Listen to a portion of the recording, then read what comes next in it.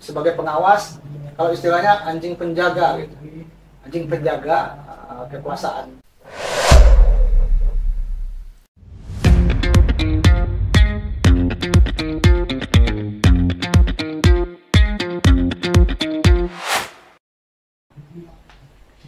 Halo sahabat bahasa, kembali lagi bersama kami Siniar Badaso. Bahasa dan sastra dalam obrolan.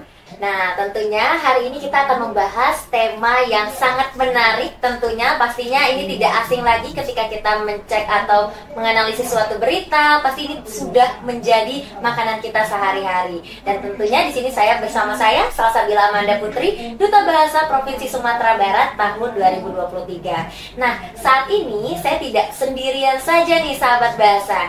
Sudah bersama saya di sini orang yang sangat luar biasa pengalaman dan ilmunya, yaitu ada Pak Aidil Ihsan selaku Ketua Aliansi Jurnalis Independen atau AJI Kota Padang. Selamat siang, Pak. Nah, ini kita akan membahas tema yang topik lebih menarik lagi nih sahabat bahasa. Nah, sebelumnya Pak Aidil, apa kabar Pak Aidil? Alhamdulillah baik. Alhamdulillah. Kesibukan Pak Aidil nih untuk saat ini sedang melakukan apa nih Pak? Ya, sebagai jurnalis dan kreator konten, jadi kerjanya tuh kemana-mana buat liputan, buat konten berita gitu. Wah, ini sepertinya pasti sudah tidak asing lagi ya sahabat bahasa dengan konten-konten mungkin ya Pak Aidil. Nah, mungkin langsung saja nih Pak Aidil. Nah, seberapa besar sih peran media massa dalam pengembangan dan pembinaan bahasa Indonesia khususnya untuk masyarakat kita nih Pak Aidil? Ya, saya rasa peranannya sangat besar ya, sangat besar. Artinya media juga berperan tidak saja untuk menyebarluaskan penggunaan bahasa Indonesia, tapi juga menjaga penggunaan bahasa Indonesia di masyarakat. Kenapa? Karena kita lihat hampir seluruh media di Indonesia ini menggunakan bahasa Indonesia sebagai bahasa pengantar atau bahasa berita mereka. Mungkin ada juga media yang menggunakan bahasa daerah, tapi itu adalah media-media spesifik atau media-media komunitas. Untuk media umum, secara keseluruhan saya melihat tidak saja media cetak, online, TV, juga radio, mereka menggunakan bahasa Indonesia yang digunakan untuk menyampaikan informasi pada masyarakat, sehingga media sangat berperan sekali untuk penyebarluasan bahasa Indonesia itu. Dan bahkan media juga banyak yang juga memberikan pencerahan terhadap penggunaan bahasa Indonesia kepada masyarakat. Tapi tidak kita pungkiri juga ada beberapa media yang mungkin agak kebablasan dalam, misalnya ada beberapa istilah dan segala macamnya seperti itu. Wah, menarik sekali ya sahabat bahasa. Ternyata penggunaan bahasa Indonesia itu dalam bermedia massa pun sudah melekat ya dalam keseharian kita ya Pak Aidil. Nah, terkait mungkin dalam bermedia massa ini sebenarnya unsur-unsur apa saja sih Pak yang mempengaruhi mungkin penulisan atau penggunaan bahasa Indonesia di media massa Pak? Ya, di media massa itu kita kan mengenal bahasa jurnalistik ya, bahasa Indonesia jurnalistik adalah bahasa Indonesia yang penyampaiannya atau penulisannya itu tujuannya agar pesan itu, informasi itu cepat ditangkap oleh publik gitu. Jadi bahasanya ringkas, tidak bertele-tele gitu, karena kita kan misalnya penggunaan kalimat efektif gitu kan, jadi tidak berulang-ulang informasi yang disampaikan itu gitu. Nah,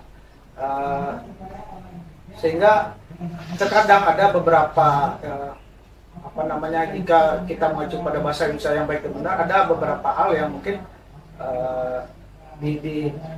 dipinggirkan gitu kan. Nah, bahkan ada juga misalnya kita menggunakan istilah-istilah yang tidak umum, tapi untuk mensiasatinya biasanya media memberikan pengertian terhadap hal itu, atau misalnya dimiringkan jika menggunakan bahasa asing atau bahasa daerah seperti itu.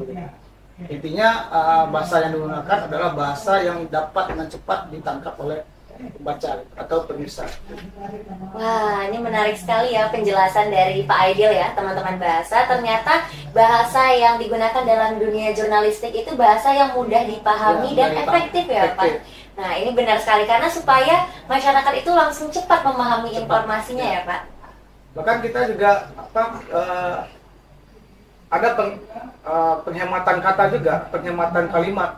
Kata-kata di kalimat itu penghematan. Misalnya banyak yang misalnya orang menyebut seperti melakukan penyelidikan, misalnya melakukan pemeriksaan, itu kan pemborosan. Bagi kita melihat itu semacam pemborosan hak, sehingga kan bisa diringkas, misalnya memeriksa, menyelidiki, seperti itu gitu. Banyak lagi hal-hal lain. Wah, ini menjadi satu tips tambahan dan pencerahan juga ya sahabat bahasa bagi kita kalau ternyata dunia bahasa Indonesia dan jurnalistik itu tidak pernah terlepaskan ya Pak. Nah, selanjutnya bagaimana sih Pak bentuk kebebasan pers khususnya itu dalam penggunaan bahasa Indonesia di media sosial nih Pak ataupun di media massa? Ya. Pers itu kan memang dijaga kebebasannya. Ada Undang-Undang 40 tahun 99 ya mengatur soal kebebasan pers di Indonesia, dan bebas itu kan apa ya, makna bebas itu bebas memberitakan sesuatu, bebas menyampaikan sesuatu tanpa ada intimidasi dan segala macamnya. Nah, termasuk juga bebas memberitakan, tapi ada koridornya. Kita kan di pers ini juga ada etikanya ya, ada kode etik jurnalistik yang harus ditaati oleh jurnalis maupun oleh media gitu. Nah, dalam berbahasa Indonesia pun seperti itu, dalam penggunaan bahasa Indonesia kita tetap mengacu kepada Kamus Besar Bahasa Indonesia untuk penggunaan istilah atau kata yang mungkin jarang kita dengar atau mungkin masih kita ragu terhadap kata itu gitu. Kalau misalnya kita buntu gitu, atau agar ini tidak salah makna, kita selalu membuka Kamus Besar Bahasa Indonesia itu untuk mencari maksudnya apa ini. Misalnya apa ya, istilah-istilah baru itu, misalnya konten dan semacamnya, kita cek dulu tuh di KBBI, apakah ini benar penggunanya atau seperti apa.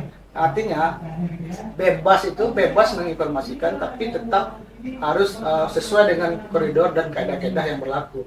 Jangan bebasnya itu ya bebas semau kita gitu. Karena jika bebas semau kita itu ya ada hal-hal yang tentu akan kita langgar, sehingga koridor-koridor regulasi atau etika yang kita miliki itu akan menjadi penjaga kita, termasuk juga dalam penggunaan bahasa Indonesia di media massa. Nah, istilah-istilah asing pun seperti itu, ada aturannya seperti apa penulisannya di koran atau di media seperti itu, atau istilah-istilah misalnya istilah-istilah ilmu pengetahuan gitu. Nah, ini kadang menjadi menjadi problema juga bagi kami gitu.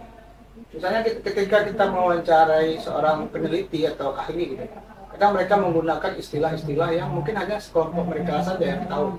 Nah, kita harus menyampaikan kepada publik ini maksudnya apa. Maksudnya apa dengan cara yang mereka pun publik bisa memahami dengan cepat. Betul sekali, ini apa yang dijelaskan oleh Pak Aidil ya teman-teman sahabat bahasa semua. Ternyata penggunaan bahasa Indonesia itu ada dalam jurnalistik itu ternyata ada hal yang boleh dan tidak boleh dilakukan ya Pak, sesuai dengan kode etik sesuai undang-undang. Ada yang boleh, arti misalnya bahasa vulgar, kita tidak boleh menyampaikan bahasa vulgar gitu, bahasa yang yang pemilihan diksi pun dijaga. Jangan memunculkan diksi atau memilih diksi yang tidak pas, karena efeknya akan panjang itu. Bisa saja penggunaan pemilihan kata kita itu akan berdampak luas gitu kan. Bisa saja nanti pers media akan digugat atau dilaporkan ke Dewan Pers dan sebagainya. Nah, ini luar biasa sekali ya, pemahaman kita nih semakin bertambah nih sahabat bahasa. Nah, mungkin sebagian masyarakat kita itu masih ada yang belum memahami apa sih bahasa jurnalistik itu menurut seorang Pak Aidil sendiri. Ya, kalau menurut saya bahasa jurnalistik itu adalah bahasa yang digunakan oleh media, bahasa yang digunakan oleh jurnalis dalam di pemberitaan mereka. Jadi bahasa yang dipakai di berita itu adalah bahasa jurnalistik yang seperti tadi efektif, efisien, mudah dipahami, gampang dicerna oleh masyarakat. Jadi bahasa yang lebih memilih mengutamakan kepemahaman masyarakat, seperti itu. Jadi kita memilih bahasa yang dengan cepat, bisa pesannya cepat ditangkap oleh masyarakat. Seperti itu. Itu kalau menurut saya bahasa jurnalistik seperti itu. Wah, kemudian ini kan banyak nih Pak masyarakat yang sudah bisa beropini, menyampaikan argumennya, kemudian bisa menjadi seorang jurnalis juga. Nah, kemudian menurut Pak Aidil sendiri, bagaimana sih pandangan Bapak terhadap kompetensi jurnalis di Sumatera Barat sendiri, khususnya di Kota Padang nih Pak, terkait penggunaan bahasa Indonesia? Mungkin kan kayaknya untuk media massa ataupun cetak dan media lainnya sudah banyak ya Pak yang bisa kita temukan di Kota Padang. Nah, menurut Pak Aidil sendiri seperti apa Pak? Ya, ini apa ya? Kita pun menyadari sebenarnya masih ada juga sebagian kecil gitu kan, atau sebagian besar saya.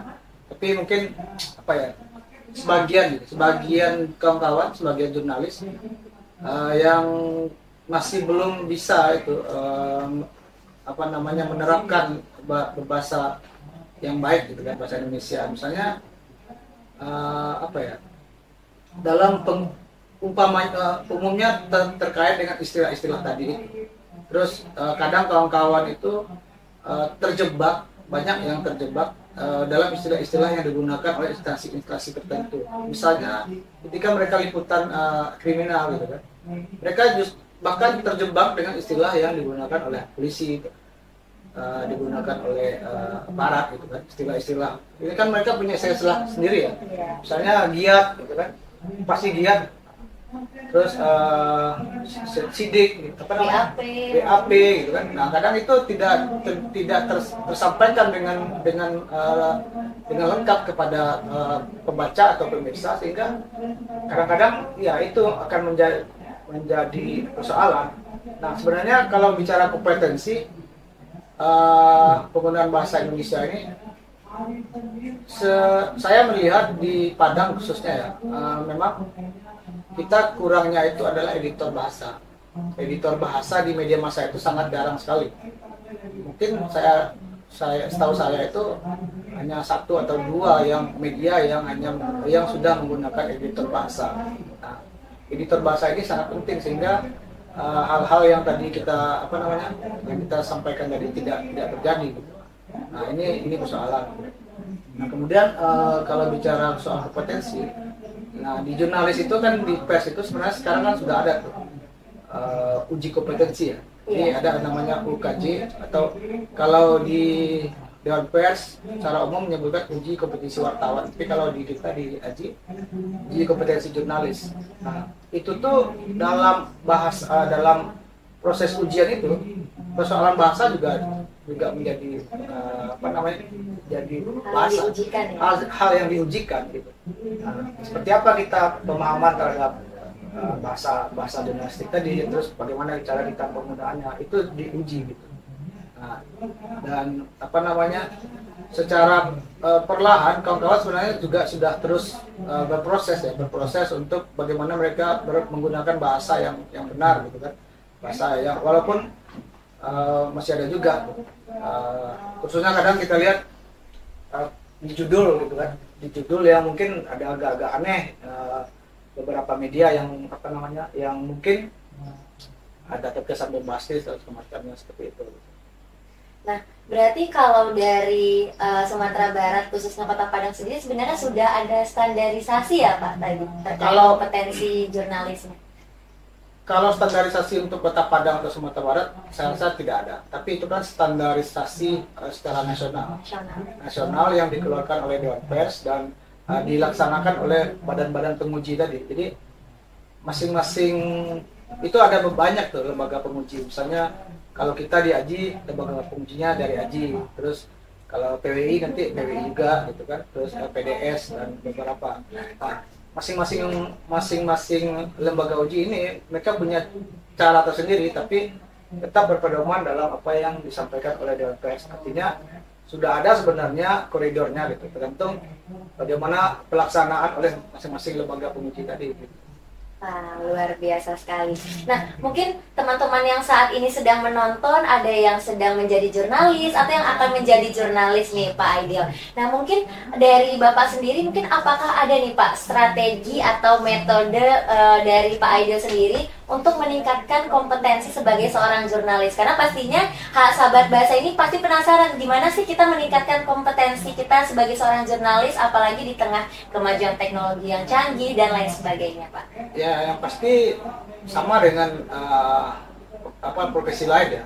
Kita harus terus belajar, harus sering membaca dan diskusi juga dengan kawan-kawan atau senior-senior, atau sering berdialog seperti itu, dan mencari literasi terus agar kemampuan kita bisa lebih bertambah. Nah, karena profesi jurnalis ini juga profesi ada jenjang karir seperti itu ya.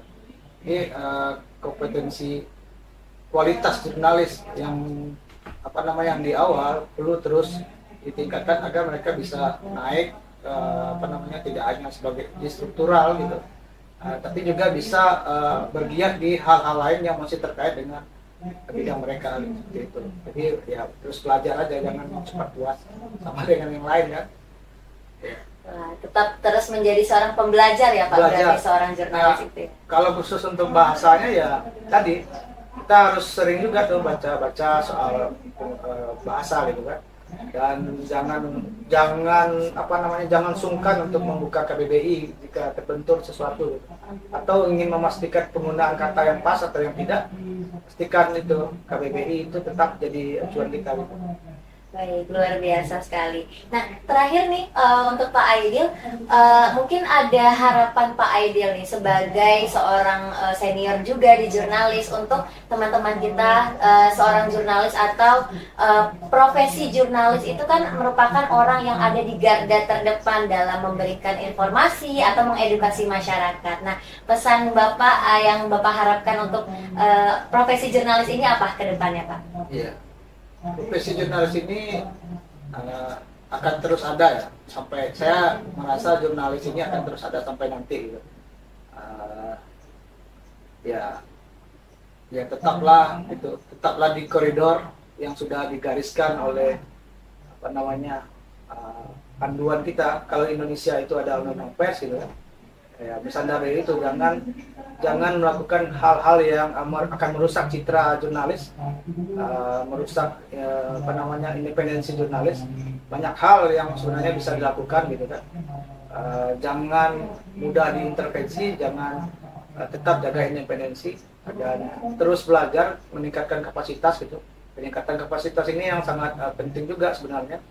Dan sebenarnya banyak cara untuk peningkatan kapasitas ini. Kalau kita mau untuk lebih berbenah gitu kan, untuk memperbaiki diri. Dan yang pasti kalau kita sih berharap jurnalis tetap menjadi penyuara suara-suara akar rumput gitu, penyuara dan pengawas pemerintah gitu. Kita tetap seperti itu harusnya gitu. Ya. Selain mengedukasi, tadi juga memonitoring atau mengevaluasi ya tadi terhadap apa yang sudah pemerintah lakukan. Ya, sebagai kita kan penyambung lidah rakyat juga kan. Wah. Ya, yang tanpa kantor gitu, yang maksudnya yang tidak di ruang dewan gitu. Kita juga itu sebagai pengawas, kalau istilahnya anjing penjaga gitu. Anjing penjaga kekuasaan. Jadi harus berani juga dan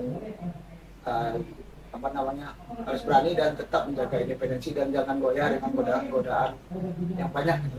Apalagi sekarang nih tahun politik ini riskan sekali. Gitu.